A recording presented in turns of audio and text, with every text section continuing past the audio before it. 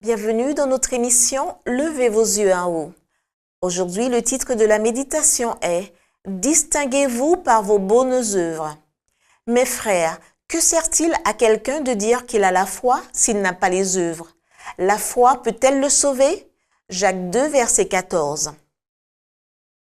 Enveloppé par la colonne de nuée, le Christ conduisait son peuple. Il lui donna des lois et des commandements qui feraient de lui son peuple particulier s'il leur obéissait. Il déversa sur lui les largesses du ciel, mais il attendait de lui en retour qu'il partage ses bénédictions avec d'autres, moins favorisés. Il agit de même avec son peuple aujourd'hui. Rien ne fait davantage plaisir à l'ennemi que de voir les membres du peuple de Dieu lutter entre eux.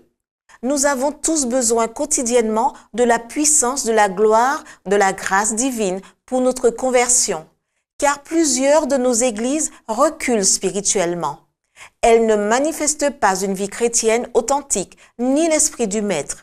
Nous devrions faire 100 fois plus que ce que nous faisons pour répandre l'Évangile auprès et au loin. J'ai un message pour nos églises. On doit y percevoir une consécration plus profonde que celle que l'on a constatée jusqu'à présent. Sinon, un grand nombre ne seront pas prêts à entrer dans la sainte cité. Certains veulent être les premiers. Ils veulent diriger. Il est bien de vouloir être le premier en bonnes œuvres, ainsi que dans l'obtention des grâces chrétiennes. Mais les paroles du Christ au 7e chapitre de Matthieu pourraient s'appliquer à plusieurs aujourd'hui. Lisez et étudiez attentivement ce passage.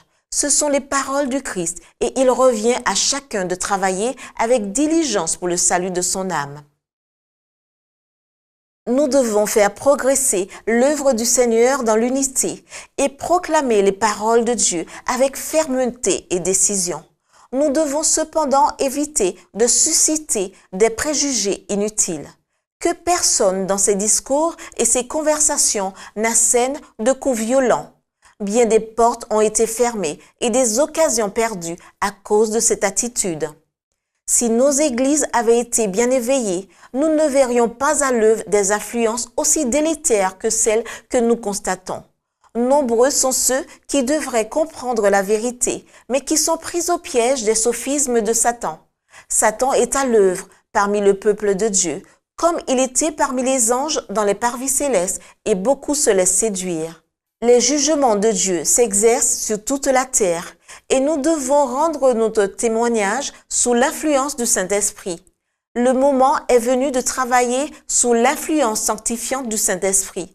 Nous devons transmettre le message rapidement, précepte sur précepte. Les hommes seront obligés de prendre une décision et il nous appartient de leur donner l'occasion de comprendre la vérité afin qu'ils puissent choisir intelligemment de se ranger du côté de la justice. C'était notre émission « Levez vos yeux en haut ».